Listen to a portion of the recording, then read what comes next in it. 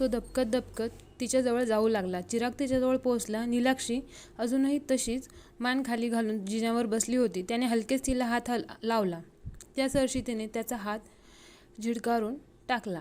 तिच्या त्या झिडकारण्यात प्रचंड ताकद होती. तिच्या ते एका फटकाराने चिराग पाठीमागे जमिनीवर जाऊन पडला. चिराग खाली पडताच नीलाक्षीने झटक्यात मान वर करून त्याच्याकडे पाहिलं. तिने मानल्या झालेल्या त्या झटक्याने तिच्या चेहऱ्यावरचे केस मागे गेले. चिराग अविश्वासाने तिच्याकडे पाहत होता. तिचा चेहरा पांढरा फटक पडला होता. तिचे डोळे लाल झाले होते. रागाने तिच्या नाकपुड्या फुलल्या होत्या. ती चिरागकडे पाहून फिसकारली. नीलाक्षी चिराग घाबरून तोंडातल्या तोंडात पुटपुटला. चूप! नीलाक्षी चिरागवर जोरात ओरडली. तिचा आवाज बदलला हे चिरागला जाणवलं. ह्यापुढे माझी परवानगीशिवाय इथे कुणालाच आणायचं नाही, समजलंस? नाही तर नीलाक्षी चिरागवर गुरगुरली आणि पचकन बाजूला थुंकली. तिची ही धमकी ऐकून चिराग गडबडीत झाला. नीलाक्षी आता उठून उभी राहिली. पाठीमागच्या खिडकीच्या तावदातून झिरपणाऱ्या निळ्या प्रकाशात तिची काळी सावली फार बेसूर वाटत होती. ती आता एक एक पाऊल टाकत चिरागकडे येत होती. तिला असं आपल्या दिशेने येताना पाहून चिरागचा उरला सुरला धीर पण सुटला. अचानक त्याच्या डोळ्यासमोर अंधार साचू लागला. 1-2 क्षण गेले असतील की त्याला कुणीतरी गदागदा हलवून उठवत होतं.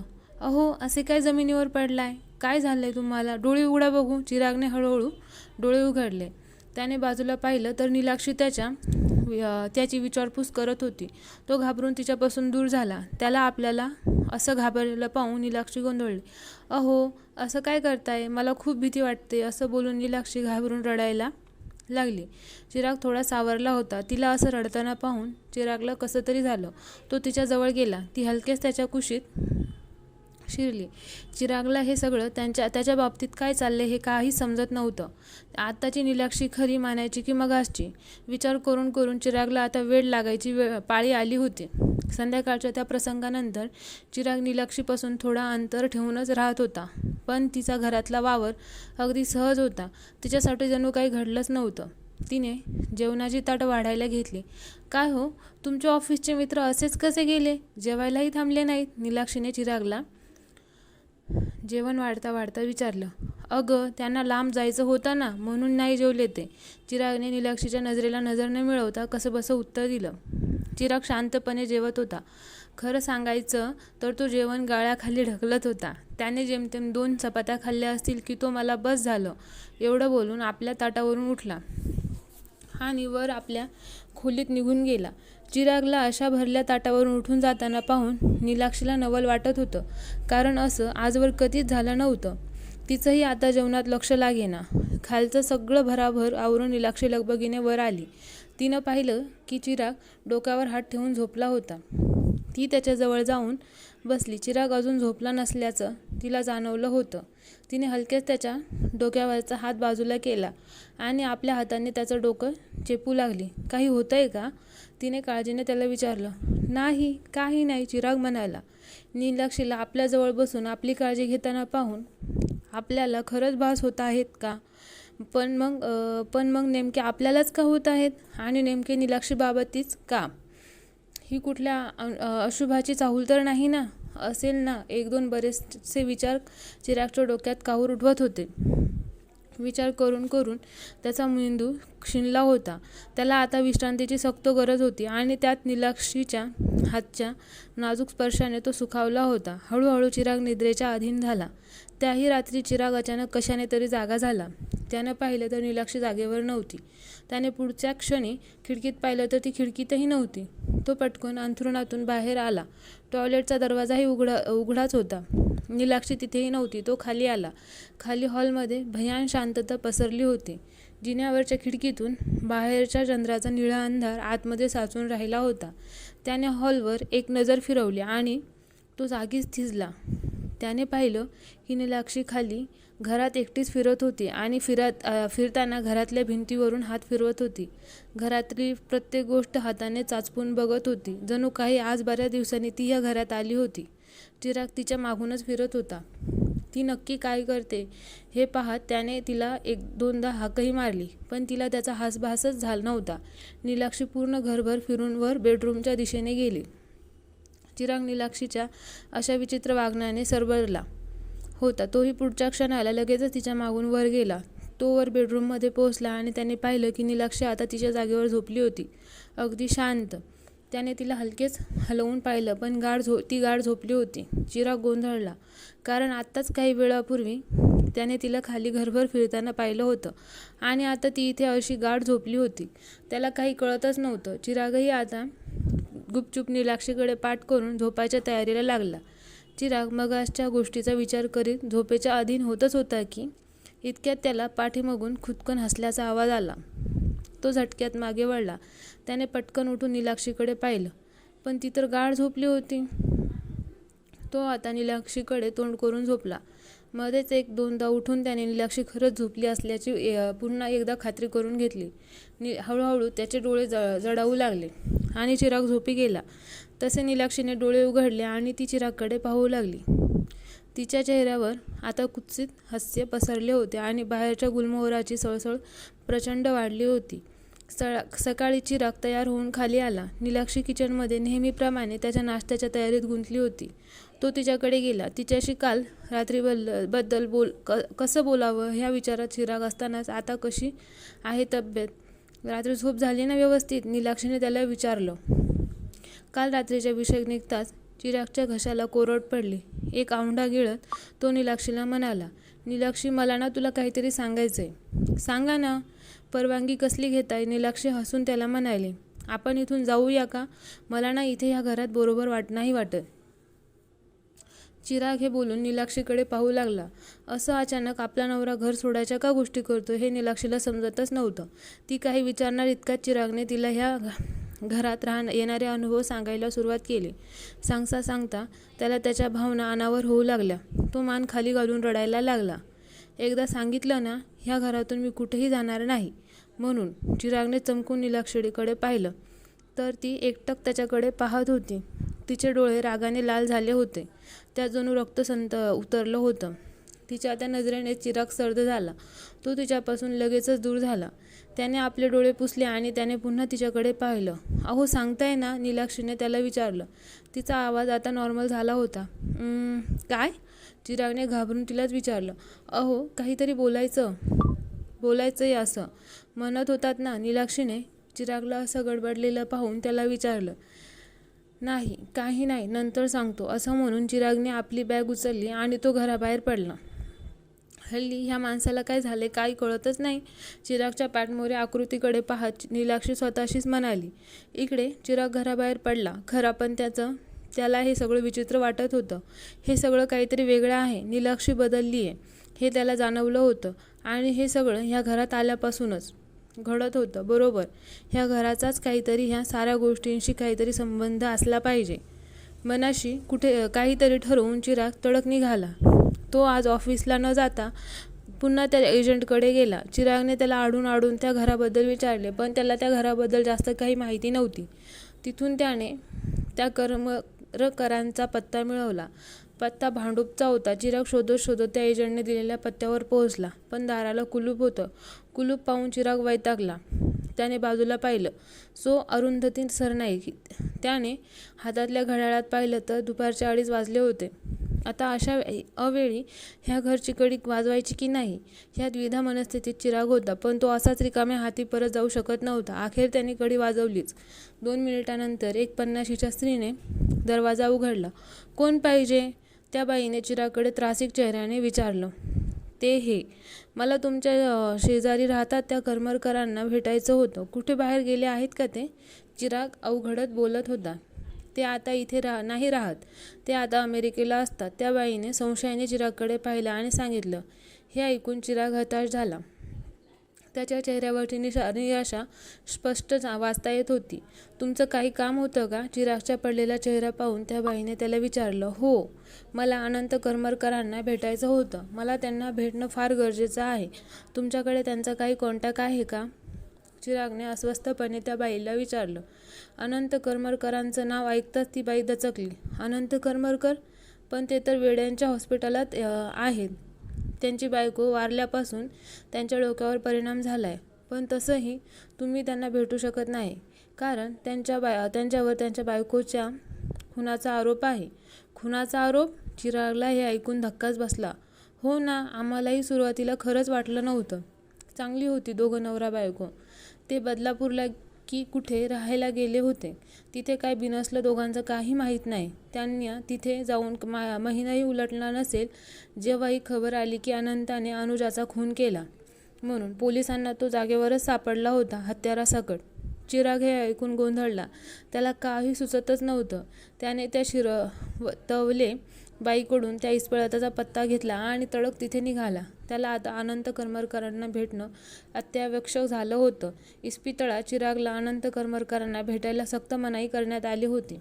पण सुदैवानं तिथला एक डॉक्टर चिरागच्या ओळखीचा निघाला. त्याने चिरागला अनंत करमरकरांना फक्त 2च मिनिट, तेही त्याच्या उपस्थितीत, भेटण्याची परवानगी दिली. चिराग त्या डॉक्टरांसकट अनंत करमरकरांना जिथे ठेवलेलं त्या खोलीत आला. एका सर्वसाधारण इस्पितळाच्या खोलीसारखी ती खोली होती. सगळीकडे पांढरा शुभ्र. खोलीत एक टेबल आणि खाट होती. त्या खाटेवर एक टोकाला एक 40शीचा माणूस उकडीव बसला होता. तो एकटक खिडकीकडे पाहत तोंडाने काहीतरी बडबडत होता. मी नाही सोडणार, नाही सोडणार तिला, हरामखोर. अनु. चिरागने डॉक्टरांकडे पाहिलं. त्याने नजरेनेच हे अनंत करमरकर असल्याचं सांगितलं. करमरकर साहेब, हे चिराग शिंदे आपल्याला भेटायला आले आहेत. डॉक्टरांनी करमरकरांना हाक मारली पण करमरकरांनी काहीच प्रतिक्रिया दिली नाही. चिराग हळूच 2 पावलं पुढे गेला. करमरकर अजूनही खिडकीबाहेर पाहून काहीतरी पुटपुटत होते. चिराग थोडा अजून जवळ गेला आणि म्हणाला, मी बदलापूरहून आलोय, जिथे तुम्ही आणि तुमच्या पत्नी राहायच्या. चिरागने असं सांगताच करमरकरांनी आपली खिडकीतील नजर फिरवून चिरागच्या चेहऱ्यावर आणली. ते एकटक काही क्षण चिरागकडे पाहत होते. मग अचानक त्यांचा चेहरा बदलला. त्यांच्या डोक्याला आठ्या पडल्या. ते उसळून चिरागच्या अंगावर आले. हरामखोर, मी नाही सोडणार तुला. अनु. ते जोरात ओरडले आणि पुढच्या क्षणाला त्यांनी डोळे फिरवले आणि जमिनीवर पडले. त्यांना स्ट्रोक आला होता. डॉक्टर धावत करमरकरांकडे गेले आणि तपासू लागले. चिराग बधीर होऊन करमरकरांकडे पाहत होता. चिराग आता त्या डॉक्टरांच्या कॅबिनमध्ये बसला होता. डॉक्टर, मला जरा प्लीज थोडं सविस्तर सांगाल का की करमरकरांना नक्की काय झालंय? खरं तर आम्हाला अशी माहिती सांगता येत नाही, पण तुम्ही इथे आल्यापासून पाहतोय तुम्ही फार अस्वस्थ वाटतायत. डॉक्टरांनी चिरागला विचारलं. हो, थोडा टेन्शनमध्ये आहे मी, खरा. कारण सध्या मी त्याच घरात राहतोय जिथे पूर्वी करमरकर कुटुंब राहत होतं.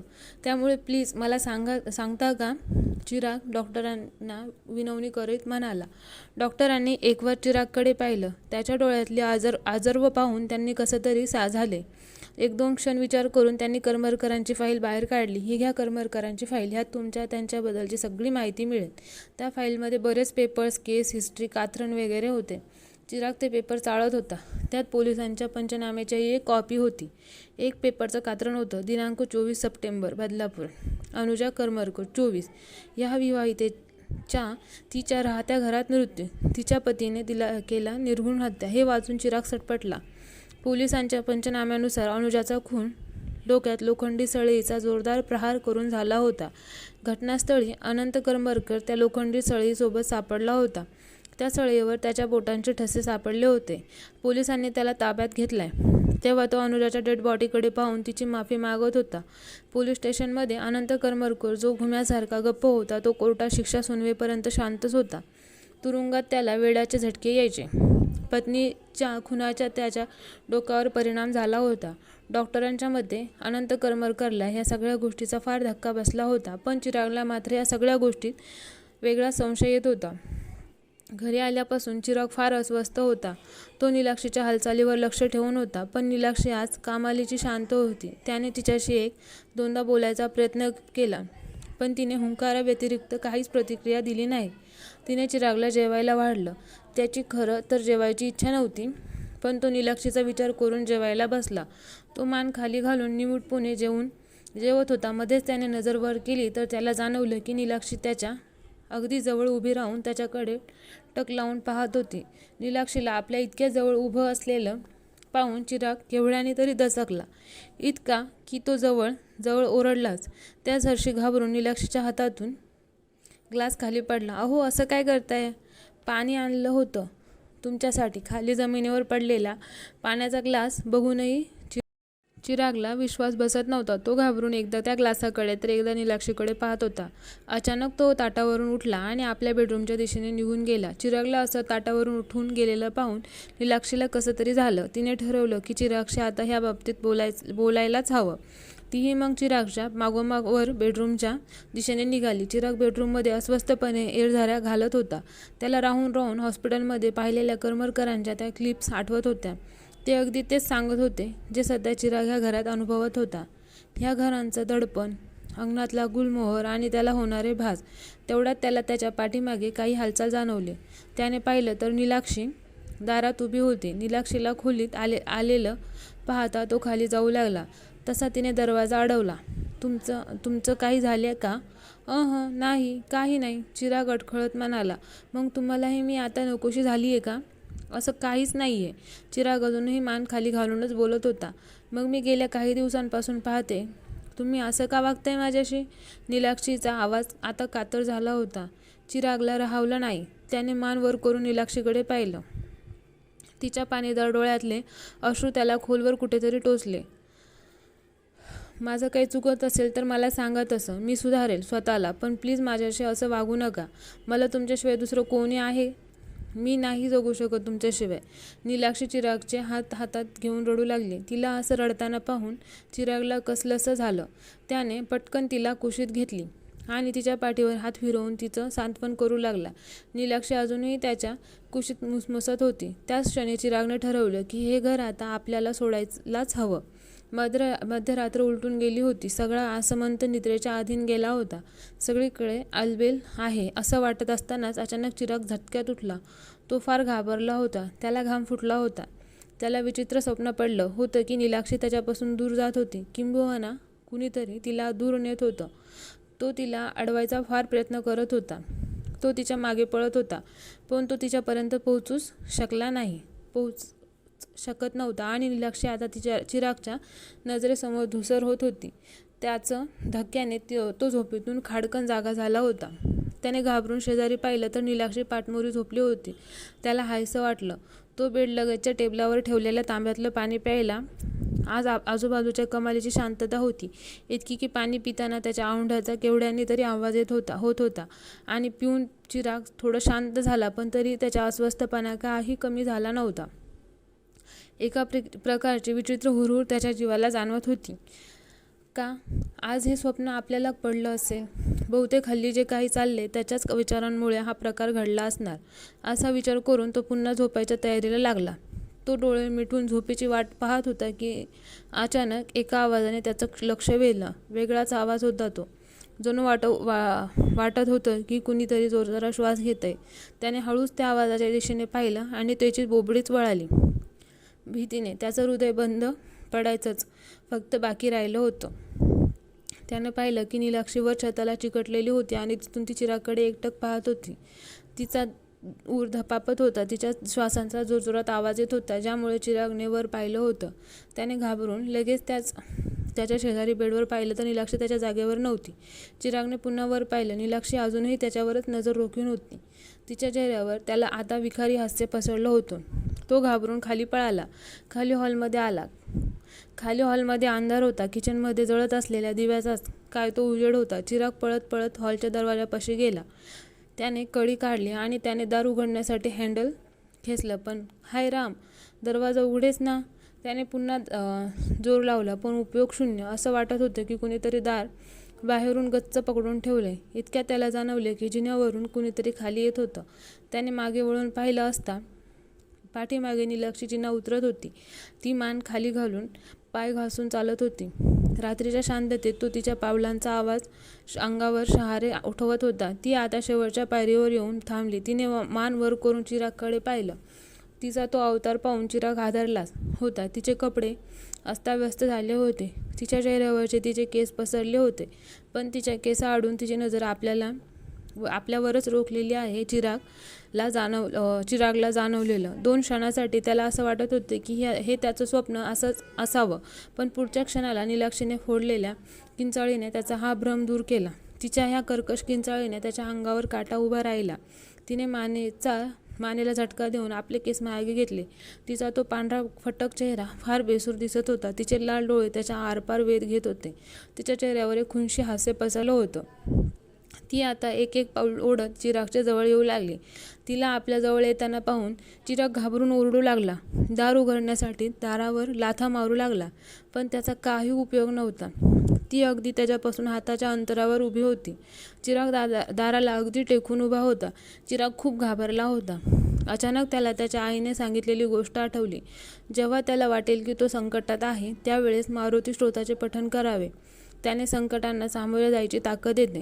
लहानपणी दररोज न चुकता आई माई दोन्ही मुलांकडून मारुती स्तोत्र म्हणून घ्यायचे. मोठं झाल्यावर चिरागचा देव ह्या सौम्यवरचा विश्वास डळमळला होता. पण आता समोर दिसत असलेलं सत्य पाहता, जर जगात नकारात्मक शक्ती असतील तर सकारात्मक शक्ती अस्तित्वात असायलाच पाहिजेत हे त्याला आता पटलं होतं.